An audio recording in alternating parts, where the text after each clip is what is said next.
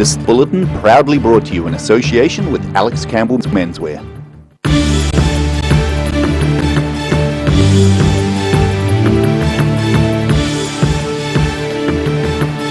Tonight on The South Today, a vending machine with a difference has been installed on the University of Otago Dunedin's campus.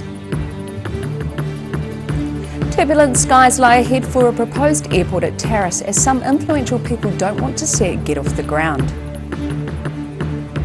And it's party at the front, business at the back for a fundraiser as some southern gents put their hair and some may say their dignity on the line.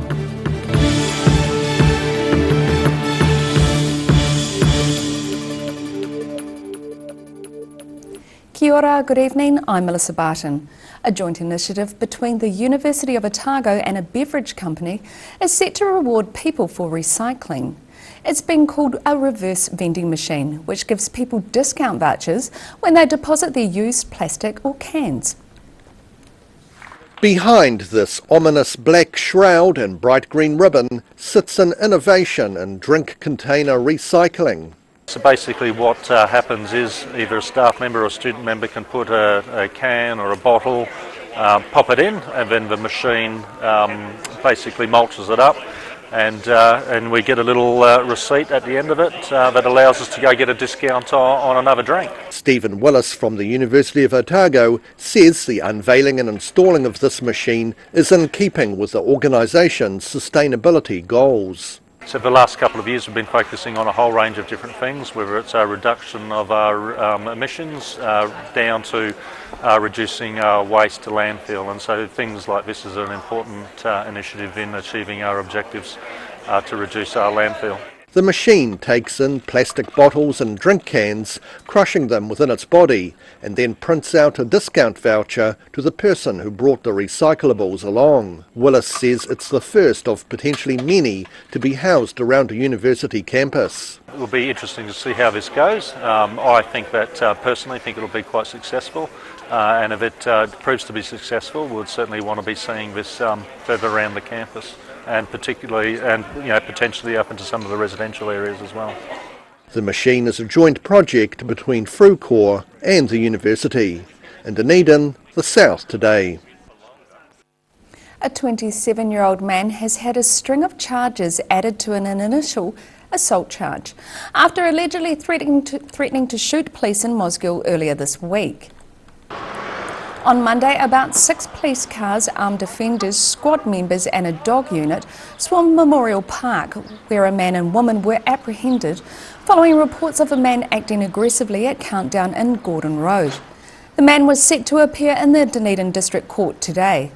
A police spokeswoman says he faces charges for possession of an offensive weapon, intimidation, threatening to kill, assault, unlawfully taking a bicycle and willful damage. Christchurch City councillors and ratepayers will not support plans to spend hundreds of millions of dollars on an international airport at Terrace.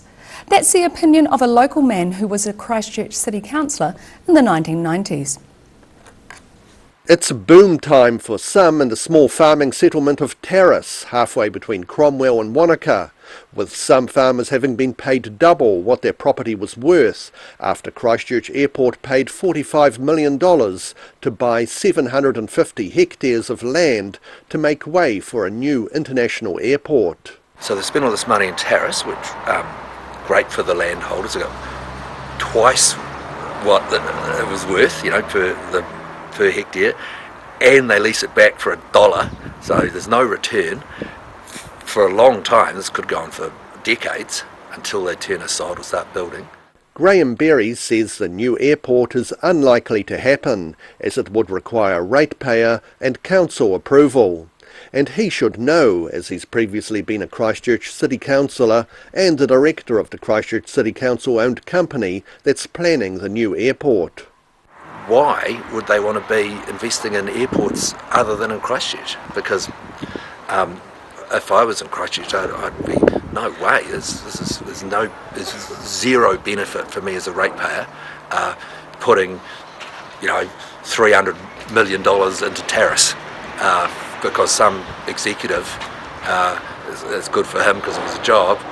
And while some terrace farmers may be laughing all the way to the bank, Berry says others in the area may object to the idea of wide-bodied jets thundering over their rural homes. The disruption of people's lives, I don't know if it's, I don't think it's fair. You know, right up the into Queensbury and around the area, there's a lot of disruption. You know, people have invested their life savings in a property, and all of a sudden it's under a flight path. So is that fair? I don't know. Christchurch Airport says it considers itself an independent, standalone commercial business, operating at arm's length from Christchurch City Council decisions. In Terrace, the South Today. 2 people were killed in a crash near Invercargill yesterday, including a 5-month-old baby.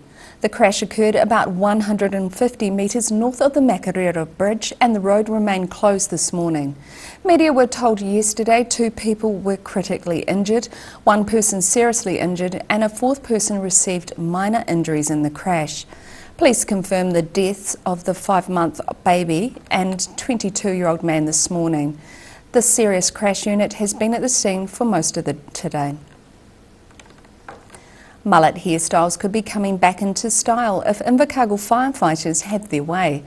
Getting the almost mohawk-like a haircut is now in its 2nd year as a way of raising funds for a mental health charity. Over the past week, 21-year-old Lincoln University student Roy Ford has raised almost $500 for mental health by getting a mullet haircut. Obviously, everybody knows in New Zealand that we do struggle a bit with that, and the support is kind of lacking.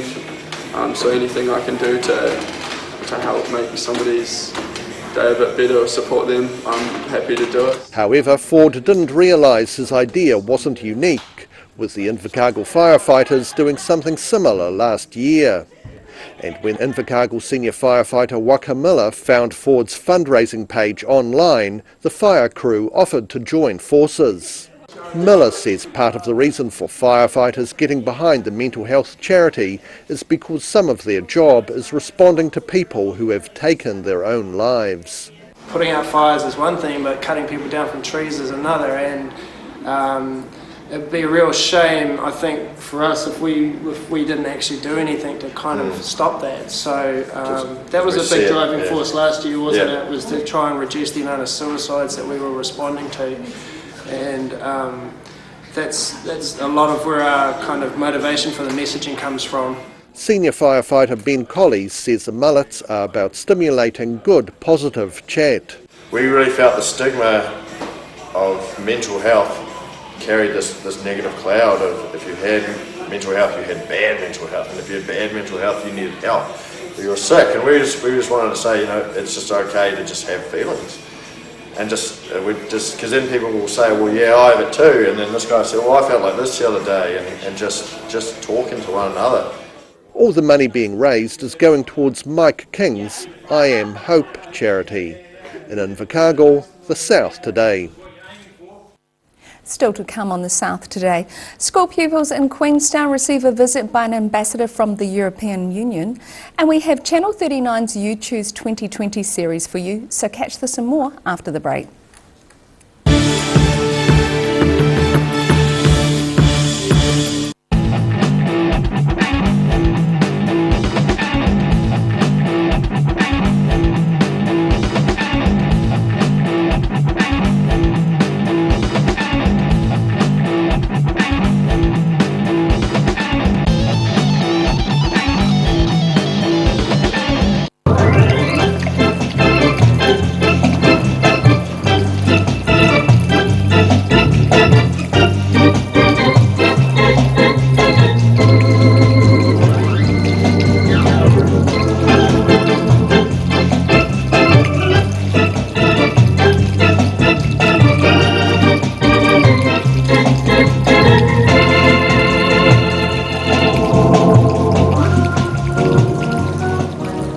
A poorly maintained heat pump can lose up to 35% of its output. The Mr. Heat Pump Cleaner team are experts. Their specially developed chemical wash is totally biodegradable. Call Mr. Heat Pump Cleaner and get the job done by the professionals. You've seen us in the street, now find us online. Check out shopon.org.nz.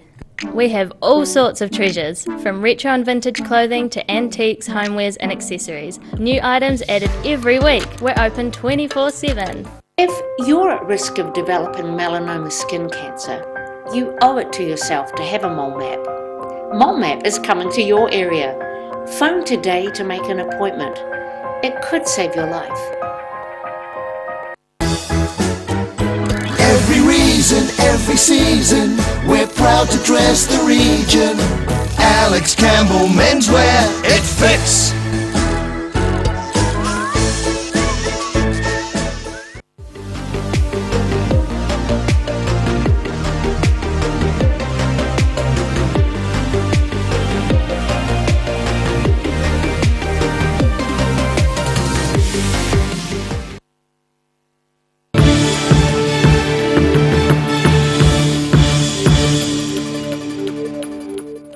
Welcome back. School pupils in Queenstown were treated with a visit by an ambassador from the European Union last Friday. The ambassador was on her first visit to the region. St Joseph's School in Queenstown was visited last Friday by European Union Ambassador Nina Obermeier, who is a German national and was making her first visit to the Wakatipu region. She spoke to the pupils about the European Union and the importance of collaboration, saying the EU was created after the horrors of Nazi Germany's military invasion of neighbouring countries 80 years ago. Some leaders at the time decided that this should never ever happen again, and in order to make sure that this cannot happen again, they decided to work together and to make sure that the production of guns and bombs should no longer be possible by one country alone, but that everything that involves steel, so the metal that you need to produce arms and guns, that this should be placed under a new authority, a new kind of government. And that was the beginning of the EU. Obermeier says school children in some parts of Europe have experienced much stricter and longer COVID-19 lockdowns than here in New Zealand. Because in New Zealand, you all know, we had 7 weeks of level 4. That was really tough and unpleasant. But kids in Spain, they couldn't leave the house for 4 months because COVID was so bad. Obermeier says the changes from COVID-19 could make the Wakatipu region and its approach to tourism a better place. In Queenstown, the South Today. Tonight we bring you another from Channel 39's You Choose 2020 series. In this instalment we asked local party representatives how they intend to vote in the cannabis referendum. Yeah, I mean that's a key part of referendum and democracy. Key part of New Zealand First policy as well, point 14 and 15 of our party principles. So yeah, if the majority voted yes, and even if I was a no myself, I would support it. I will vote in favour of the reform. Of course, because it's non-binding, it requires a government to come in and make the change that the public requests, whichever way it is. I think it's incredibly important that we do drug law reform very sensibly because there are negative consequences from any drugs, and that includes alcohol. We need to make sure that whatever drugs we have are regulated in the right way. My experience from my electorate is overwhelmingly positive. I fully support the legalisation of cannabis, and I think that that's what's going to happen, you know. I'm going to vote yes because that's an indication to where I think we should go to decriminalising and legalising cannabis. It's not a binding vote, the referendum, so once the referendum's gone through, that still is up to Parliament and the people who we elect this election to decide how that actually looks like and how we're involving cannabis in our day-to-day lives. So it's a yes vote from me. My party has said that we will respect the result of the referendum. That doesn't mean that the bill in absolutely every respect as it's been drafted would be what is passed, but I don't even think the government is committed to that. This is a very good indication of where the government wants to take it, and I think it will be a strong signal of what a law would look like. So yes, I think we would respect the result of the referendum. Yes, I would. And obviously, the Opportunities Party would look at any way we could improve it, although there is not anything immediately that we'll be jumping to. The biggest thing is, what does the money get used for, right? So it will generate a tax revenue, and so that is really important that we then take that tax money and put it back into programs that will help people that are turning to drugs in the first place because of life situations. So we really do want to see a big health focus on the revenue generation from the marijuana.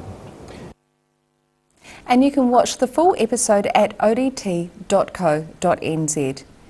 And now, after the break on the South Today, we have a look at some of this weekend's sporting action and football chat and take a look at the weather heading into the weekend. So see you after the break.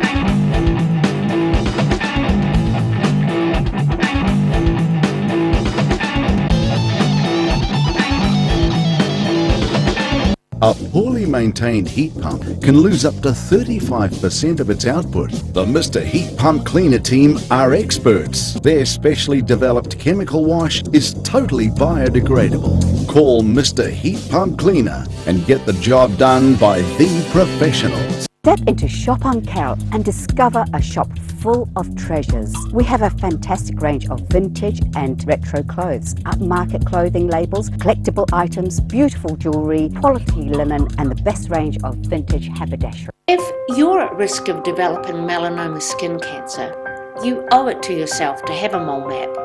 Mole map is coming to your area. Phone today to make an appointment. It could save your life. Every reason, every season, we're proud to dress the region. Alex Campbell Menswear, it fits.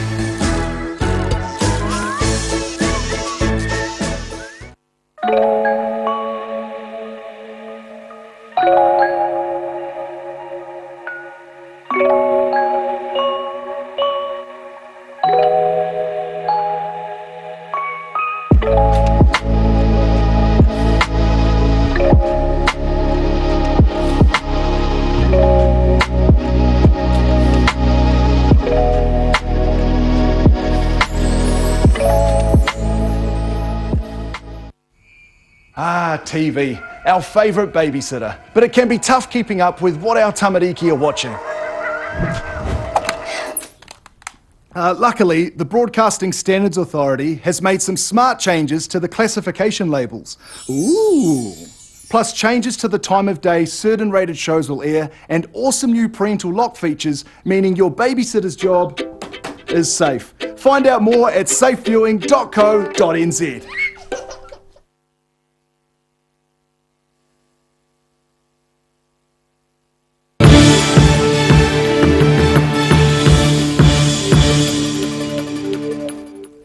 Thanks for staying with us. This week on Football Chat, Morven Jarvis talks with coach Hamish Phillip and player Lena Durand about how their teams are doing this season. Welcome to another week of Football Chat brought to you by McDonald's Dunedin. We're at a really fascinating point of the SPL and WPL seasons where, if my maths is right, you could even see champions crowned in both competitions depending on how results play out this weekend. This week I'm joined by Lena Durand from the University WPL team. Thanks for coming in. And a face familiar to many in local football circles, Hamish Phillip. Former Off the Bar presenter, so very familiar with being on this side of the camera. Yes, it's a blast to come back here, you know, and on a football show. It's a little bit cleaner here, you know, and a bit smoother here, so we'll take that. Good stuff, and so coach of the Roslyn Waikari WPL side. Tell me about how the season's gone. I know you'll be itching for the big game that you got this Friday night. Yeah, the season, we got off to a bit of a shaky start in our first game, and but we turned our season around the week following, and the development side of it's been immense, and just building up each week, and we've had a couple slip-ups, as you've seen in the results, But overall, I think it's been a pretty positive season, and leading into this game, it's once again we're going to be hoping for a good performance. Yeah, great stuff. Good to see. And Lena, the university team, it's been a pretty impressive season so far. You've had some interesting matchups against Rosamond Carey as well. But tell me about how the season's gone from your point of view. Oh no, for sure. I'm real proud of the girls this season. Definitely, I think everyone's put in a really big effort. Each week at training, the enthusiasm and just like the determination to do well is always there, which is really great to see. Each week girls are putting a big shift in at trainings and at games, so it's really good. Right, so that wraps up Football Chat for another week. Big thanks to Hamish and Lena for joining us. So make sure you get down to the turf this Friday evening if you can, 7 p.m. kick-off. I think Rosamond Carey versus Dunedin Tech on the turf. It's going to be a great display of footy. And otherwise, we'll see you all next week. And the full episode of this week's Football Chat will play on Channel 39 at 8 p.m. on Friday and is available anytime on odt.co.nz. And now recapping tonight's top stories on the South today. A vending machine with a difference has been installed on the University of Otago's Dunedin campus. Turbulent skies lie ahead for a proposed airport at Terrace as some influential people don't want to see it get off the ground. And it's party at the front, business at the back for a fundraiser as some southern gents put their hair and some may say their dignity on the line.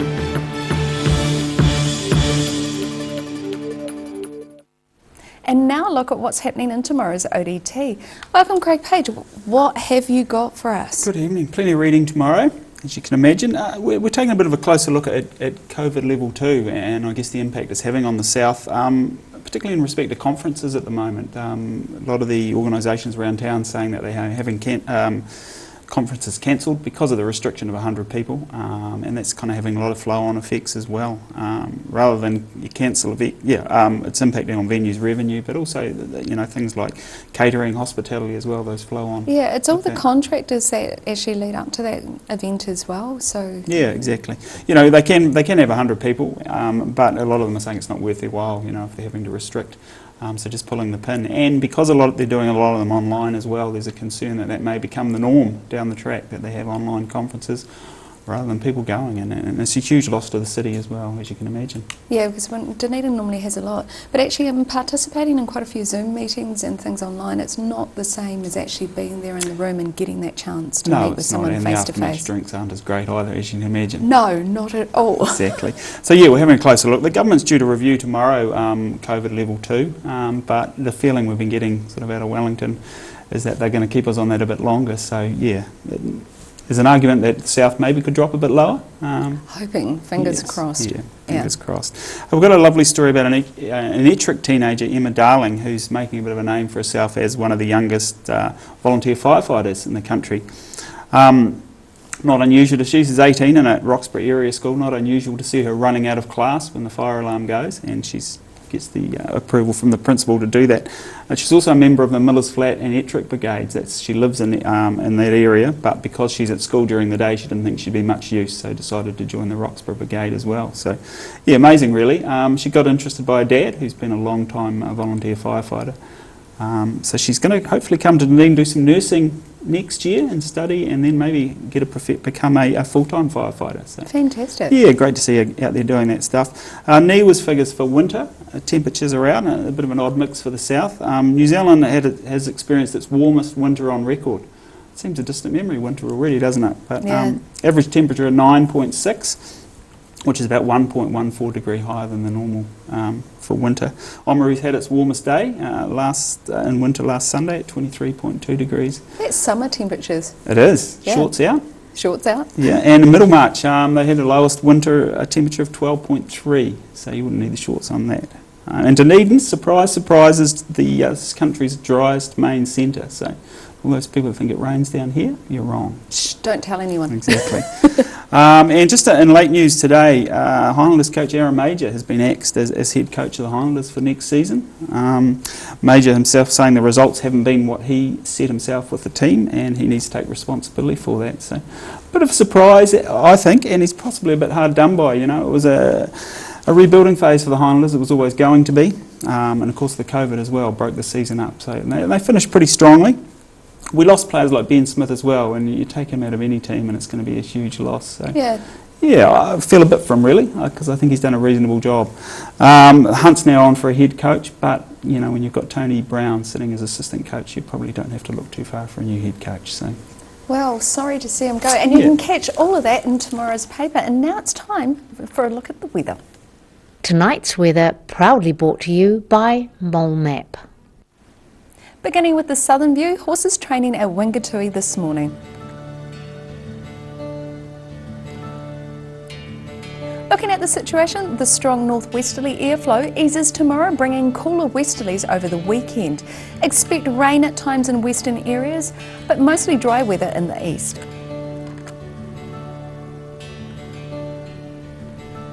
Starting at the northwest of the South Island, Greymouth and Westport are set for cloudy skies with 13 degrees.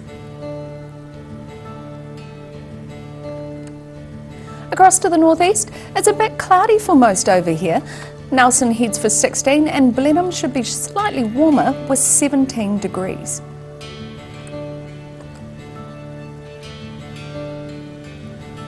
Moving to Canterbury, plan for clear skies in Kaikoura, Christchurch and Ashburton all heading for a high of 16 degrees.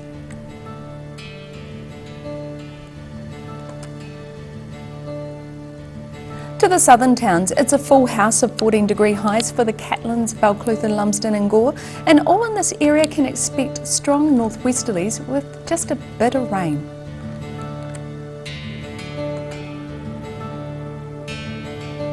In central Otago, light northerlies and clear skies for most across here. Wanaka and Queenstown are due for 14 degrees, Alexandra heads for 15 and Te Anau should get to 13 with a bit of rain.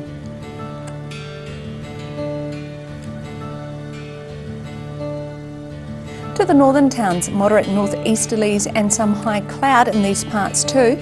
It's a decent 17 degrees high in Timaru and just 15 for Aomaru. Slightly cooler inland as Twizel and Amarama should reach 14 degrees.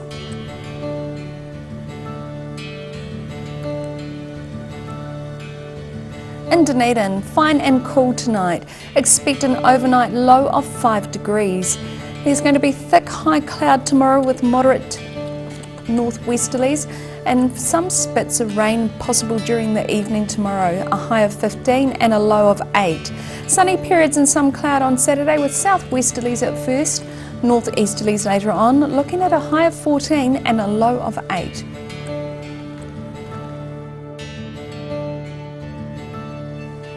And in Invercargill, showers tonight with freshening northwesterlies and an overnight low of 8 degrees. Cloudy tomorrow with rain at times and fresh to strong gusty northwesterlies, looking at a high of 14 and a low of 9. And showers clearing and sunny periods increasing on Saturday with fresh cool westerlies, looking at a high of 13 and a low of 9. And that's all from the South Today team for this Thursday. Have a great evening and remember, for the latest news from the southern regions, head online to odt.co.nz. Ka kite anō.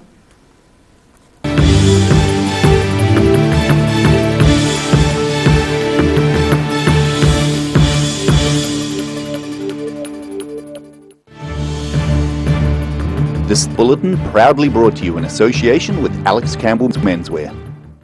Supporting local content so you can see more of New Zealand on air.